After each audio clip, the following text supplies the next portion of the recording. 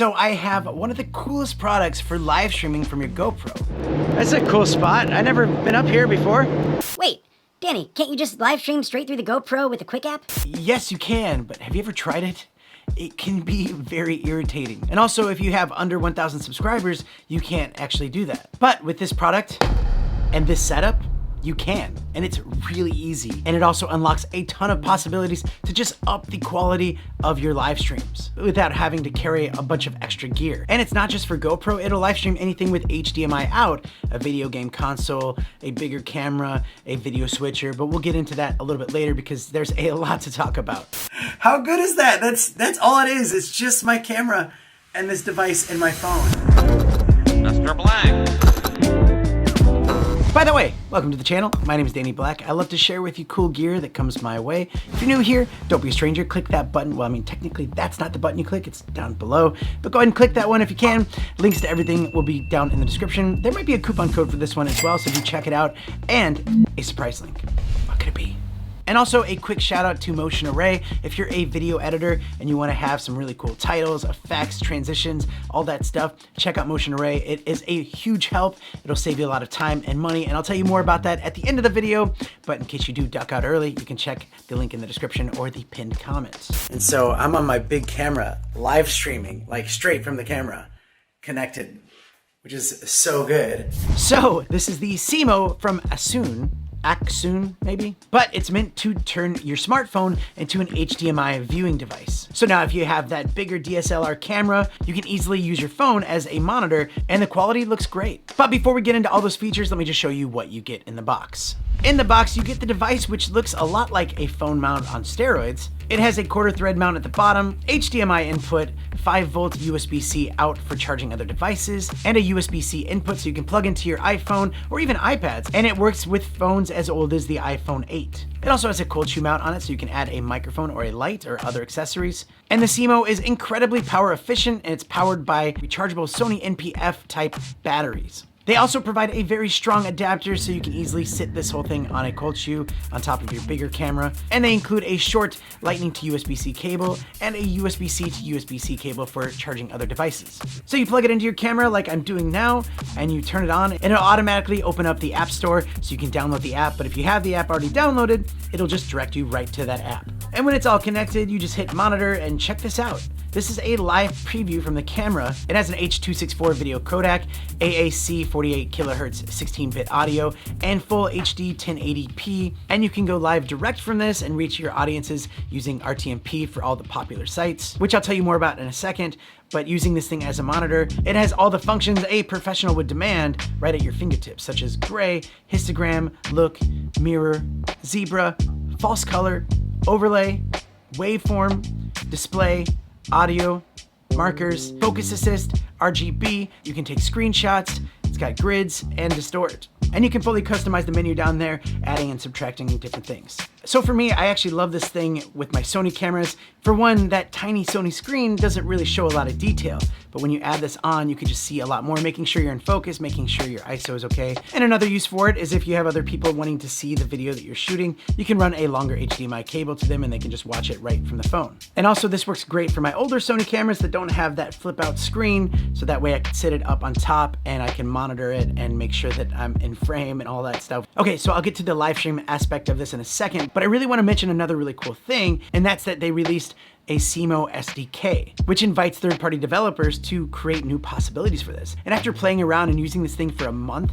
I could see that this is jam-packed full of possibilities, and I'm really excited to see what they come out with. Okay, so now for the live streaming part. So check this out, you plug this thing in to anything HDMI, and you can stream it directly to YouTube, Facebook, Bilibili, really easily, like really easily. And you don't need 1,000 subscribers to do it. Or you can also use the RTMP, which is like a lot of platforms use it. They also give you 3 different configurations. So if you want to switch between one platform and the next, like really easily, you can like end a YouTube stream, go over to your Facebook, it's ready to go, boom, click, live, you're on. Now, this does require you to set up your own stream beforehand on YouTube and Facebook, and stick around because I'll tell you a little bit more on how to do that. And if you want, you can even add a custom overlay, so like a logo, or if you want to create your own PNG file so that it fits in a certain spot.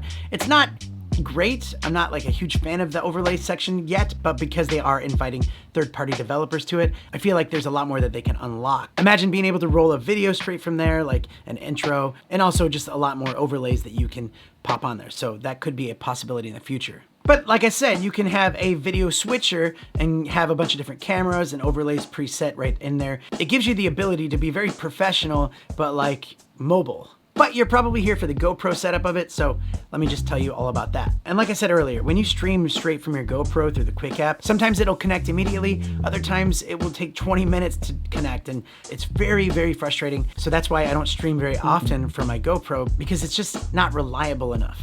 But every time I've streamed with this, it's worked perfectly. And I have done a bunch of different test streams and member-only streams with this just to try it out on sailaways, on the cruise ships, and other really cool places. So here's the setup. You use the GoPro with the media mod. I have a short micro HDMI to HDMI cable. You can either use the media mod microphone, or you can even add an extra wireless microphone if you want, or other shotgun microphone. I use my old iPhone 10 for this. I have the iPhone 13 Pro, and what's cool with that is that I can hotspot the internet to the iPhone 10.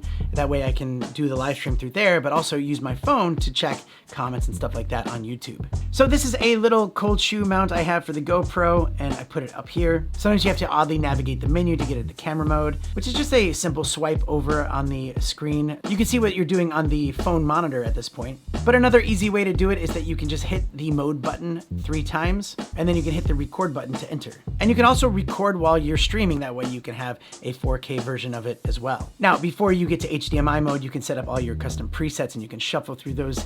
And I like to set mine at 4K, 30 frames per second, hyper smooth on, and wide angle.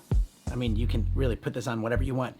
Test it out, try different things. If you don't want the battery info or the SD card info, you can swipe over to this little eyeball with the slash through it. Click on that, and that gets rid of it. Okay, so next step is setting up your stream. You create a new stream, put all your settings in, such as titles and all that information. Make sure that you have auto start checked, but turn off auto stop. Sometimes if you lose signal for a second, you don't want the whole stream to go down and end.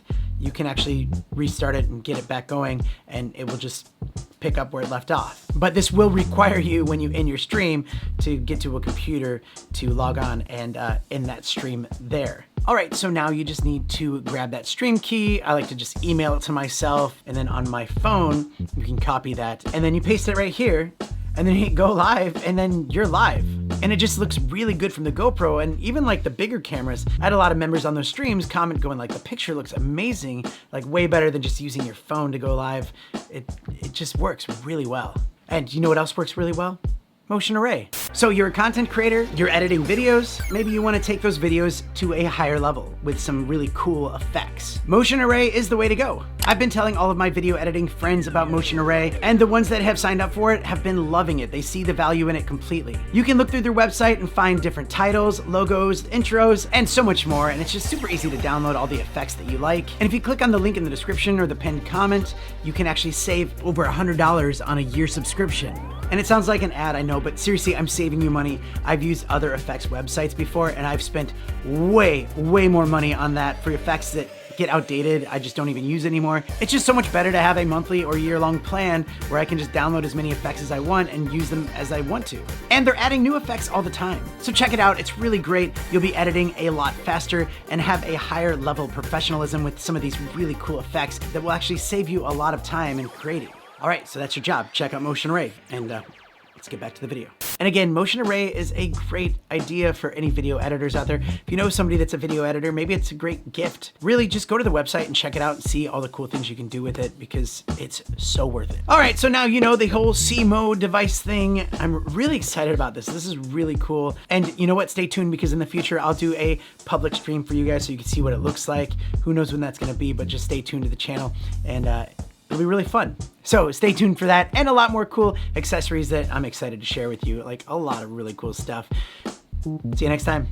Can we call you Uncle Blackie? No. Excuse me. And basketball. That's a cool spot. I've never been up here before.